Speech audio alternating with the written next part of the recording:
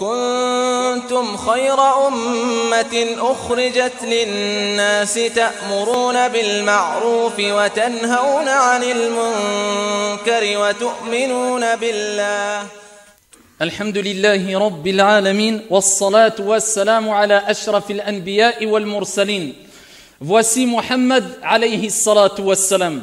En quelques mots, insha'Allah ta'ala, nous allons apprendre, bi'idhnillahi tabaraka wa ta'ala, à découvrir l'importance de la prière sur le prophète alayhi salatu wassalam. À connaître la description physique et morale en 2-3 mots ici du prophète Mohammed alayhi afdalus salati wa askat taslim. Mohammed, comme vous le savez toutes et tous, c'est cet homme qui a marqué l'histoire, le dernier des prophètes et des envoyés, celui qui a été envoyé en tant que miséricorde pour l'ensemble des mondes et non seulement pour les Arabes ou pour une tribu particulière. Allah tabaraka wa ta'ala a dit dans le Coran: wa ma arsalnaka illa rahmatan lil alamin. Et certes, nous t'avons envoyé qu'en tant que miséricorde pour l'ensemble des mondes, c'est-à-dire l'ensemble des gens. Les gens et les djinns aussi. Car même les djinns ont répondu à l'appel, à la da'wa, à la prédication du prophète alayhi salatu wassalam, et un grand nombre de djinns, ont embrassé l'islam par la permission d'Allah et par la cause du prophète Muhammad ibn Abdillahi alayhi afdalus salati wa askat taslim. Ce qui relève du comportement, de la moralité du croyant, c'est d'augmenter. Ce n'est pas simplement de faire la prière ou de demander à Allah subhanahu wa ta'ala qu'il prie sur le prophète alayhi salatu wassalam, mais c'est d'augmenter la demande de prière et de salutation sur le prophète alayhi afdalus salatu wa askat taslim. Et celui qui ne le fait pas quand on mentionne le nom du prophète qui est Muhammad alayhi salatu wassalam, c'est-à-dire celui qui n'invoque pas Allah jalla wa ala afin qu'il prie et qu'il préserve le prophète alayhi salatu wassalam, il est considéré comme étant bakhil, avare. La preuve de cela, le prophète alayhi salatu wassalam a dit, comme il est relaté dans les recueils authentiques: Al-bakhil man dhukirtu indahu falam yusalli alayya. L'avare, c'est celui qui, quand on mentionne mon nom, on me mentionne, c'est-à-dire le prophète alayhi salatu wassalam, il agit avec avarice, il retient une chose qu'il peut donner. Tel est l'avare. Il peut prier sur le prophète, il ne le fait pas.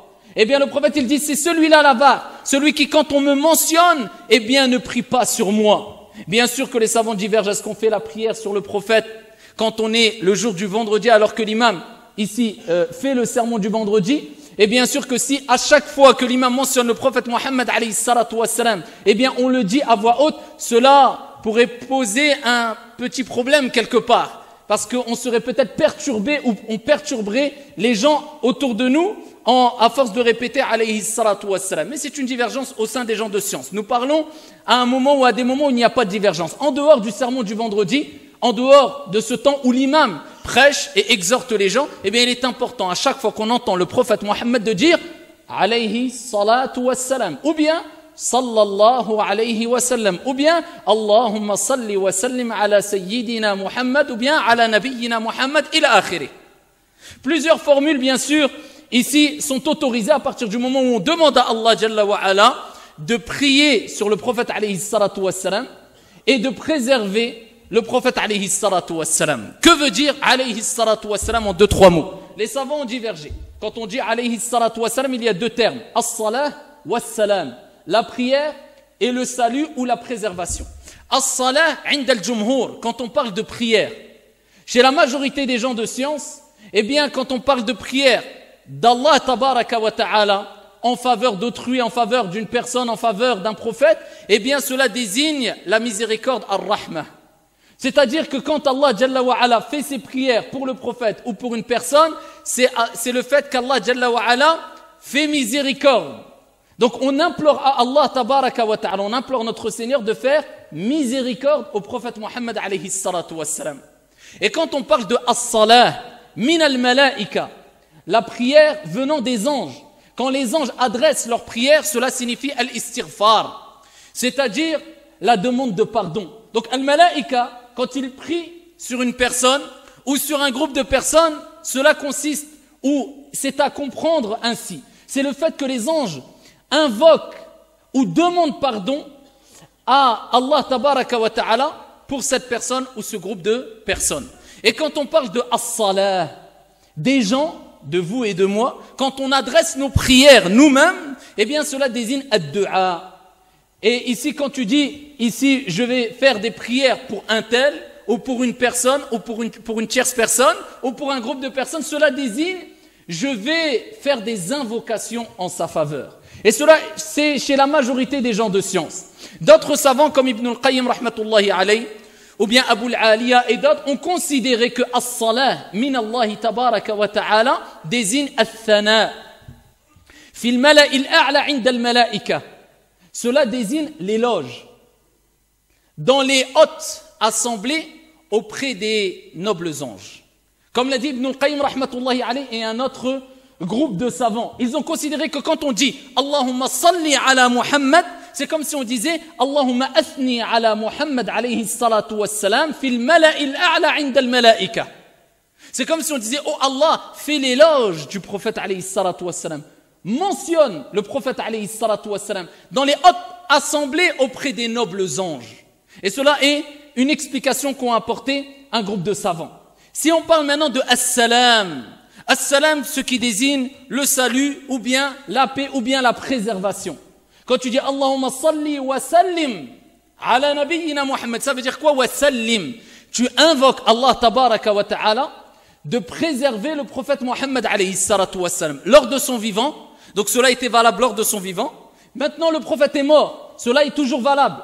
Cela concerne le prophète alayhi salatu wassalam dans sa tombe et cela concernera le prophète alayhi salatu wassalam au jour de la résurrection et cela concerne le message transmis qu'on a hérité du prophète alayhi salatu wassalam qui n'est autre que as-sunnatun nabawiyya. La sunna prophétique, la sunna du prophète alayhi salatu wassalam. Donc, c'est comme si tu dis, Ya Allah, préserve le prophète alayhi salatu wassalam dans sa tombe. Préserve-le au jour de la résurrection et préserve sa sunna, son message, jusque la fin des temps. À ce moment-là, tu peux comprendre ce que veut dire alayhi salatu wassalam.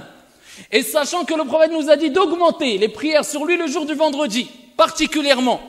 Et il nous rappelle que l'avare, c'est celui qui ne dit pas alayhi salatu wassalam. Et de plus, nous savons, dans un hadith rapporté par At-Tirmidhi bi sanadin Hassan, Ubay ibn Ka'b, radiyallahu ta'ala anhu wa arda, avait l'habitude de garder un wird, c'est-à-dire une partie de son temps où il invoquait Allah tabaraka wa ta'ala lors de la nuit, ou le dernier tiers de la nuit. Donc ici, comme certains ont un wird de Coran, il garde, préserve sa récitation ou sa lecture de 2 hizb par jour, par exemple, ou un hizb, etc. Eh bien, lui, il avait aussi l'habitude de garder un moment, 1 heure, 2 heures, où il faisait que de dua.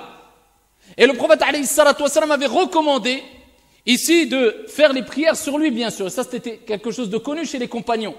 Et le prophète, alayhi salatu wassalam, lorsqu'il a entendu Ubay ibn Ka'b l'interroger, en lui disant, Ya Rasulallah, j'aime invoquer pour toi. J'aime invoquer pour toi. Et ici, quelle partie de mes invocations je dois réserver pour toi? Un tiers de mes invocations, de mon wird, peut-être 1 heure, 2 heures, pendant un tiers de ce temps, je fais la prière sur toi. Eh bien, le prophète alayhi salatu wassalam a dit, in shi't, si tu veux, mais si tu rajoutes, c'est encore mieux pour toi. Il a dit, an-nisf, la moitié, c'est-à-dire mes du'a, je les mets de côté, la moitié de mes du'a, la moitié je prie sur toi. Il a dit, in shi't, si tu veux. Mais si tu rajoutes, cela sera meilleur pour toi. Il a dit les 2 tiers, ça veut dire il me reste qu'un tiers, les 2 tiers. Il a dit, in shi't, si tu rajoutes, ça sera meilleur pour toi. Il a dit, ya Rasulallah, wallahi, je vais garder toute ma partie d'invocation que pour prier sur toi. Le prophète alayhi salatu wassalam a dit, à ce moment-là, Allah te débarrassera de tous tes soucis et pardonnera tous tes péchés.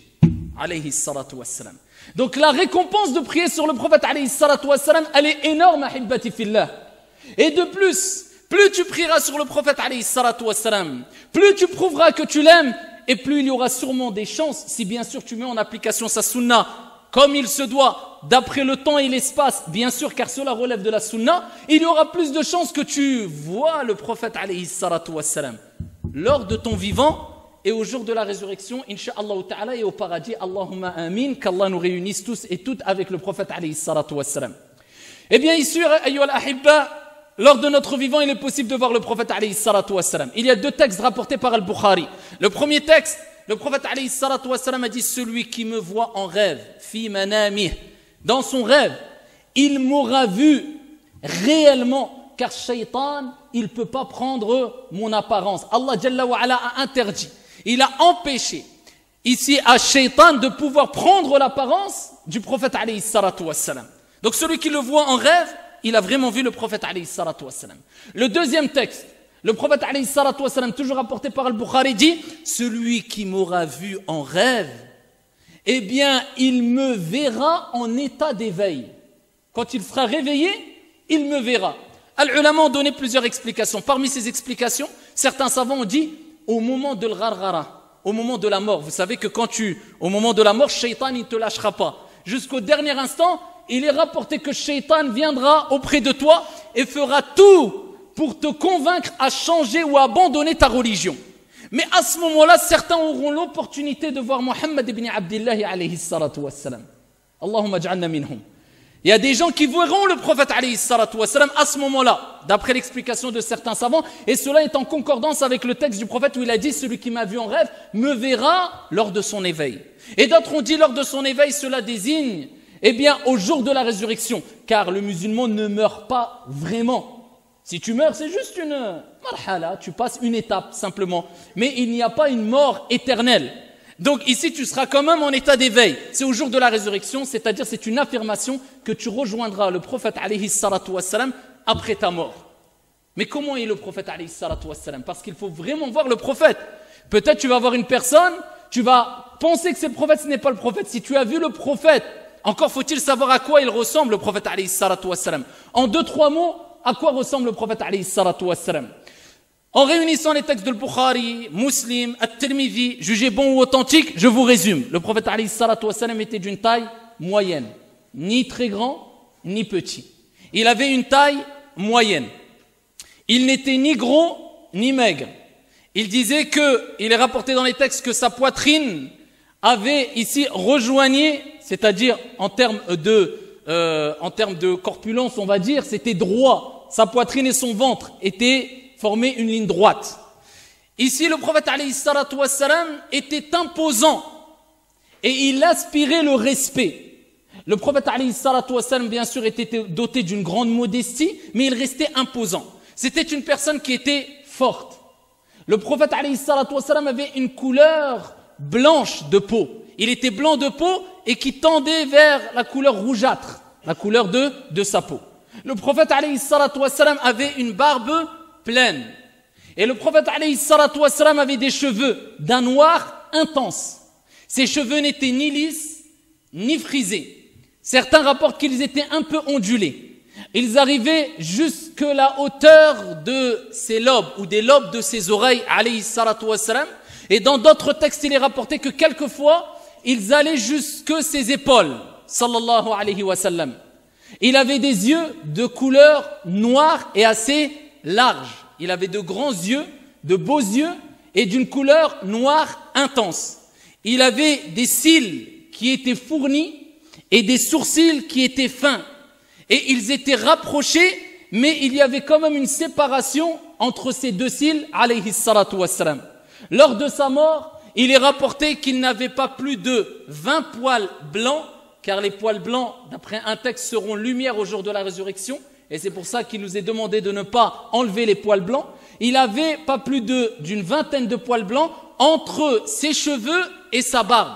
Et il est rapporté qu'il avait plus de poils blancs au niveau des tempes et en dessous de la lèvre inférieure, alayhi salatu wassalam. Il avait l'habitude de marcher vite, à tel point que quand il marchait, on avait l'impression qu'il descendait d'une pente, sallallahu alayhi wa sallam. Et le prophète alayhi salatu wassalam, quand ici, Al-Bara ibn Azib a décrit le prophète alayhi salatu wassalam, a dit « Je n'ai jamais vu un visage plus beau que le prophète alayhi salatu wassalam et une personne qui avait une prestance aussi noble et aussi belle que celle du prophète Muhammad alayhi salatu wassalam. » Al-Bara ibn Azib a été interrogé sur le visage du prophète alayhi salatu wassalam. Et ils lui ont dit « Est-ce qu'il était tel l'épée ? Aussi éclatant que As-Sayf, l'épée? » Il a dit non, plutôt aussi éclatant que la pleine lune. Alayhi salatu wassalam. Et ici, Abu Juhayfa a dit un jour, j'ai pris la main du prophète alayhi salatu wassalam et je l'ai posée sur mon visage. Alors qu'ils étaient dans un endroit où la température pouvait atteindre les 50-55 degrés, il faisait très chaud. Il dit, lorsque j'ai pris la main du prophète alayhi salatu wassalam, et je l'ai posée sur mon visage, elle était plus fraîche que la neige et sentait meilleur que le musc. Et dans d'autres textes, il est rapporté que la main du prophète alayhi salatu wassalam, non seulement elle était plus fraîche que la neige et sentait meilleur que le musc, mais elle était plus douce que la soie. Sallallahu alayhi wa sallam. Et il y a d'autres descriptions qui sont apportées dans d'autres textes, mais là, je vous l'ai dit en 2-3 mots pour vous souvenir de l'apparence, en gros, du prophète alayhi salatu wassalam, afin que si demain, vous prétendez avoir rêvé du prophète et on vous dit, décris-le-moi, et vous dites que c'était une personne, à titre d'exemple, qui avait une calvitie, le prophète n'avait pas de calvitie, une personne qui était très grande, le prophète n'était pas très grand, une personne qui était, par exemple, forte, grosse, eh bien le prophète alayhi salatu wassalam n'était ni gros ni maigre. C'était une personne par exemple qui était très petite ou qui n'avait pas du tout de barbe. Le prophète alayhi salatu wassalam avait une barbe. C'était une donc vous pouvez vous repérer approximativement.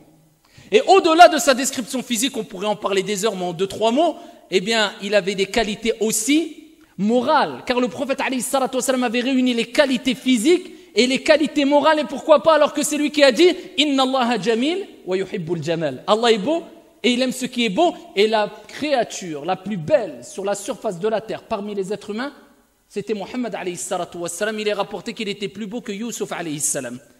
Et le prophète alayhi salatu wassalam, c'est lui qui a dit Innama bu'ithtu li utammima makarim al-akhlaq. J'ai été envoyé pour parachever, compléter les nobles moralités. Et le prophète alayhi salatu wassalam avait les meilleures des moralités. Et c'est pour cela que Aïcha, quand elle a été interrogée sur le comportement du prophète, elle a tout résumé. Elle a dit Kana khuluquhu al-Qur'an.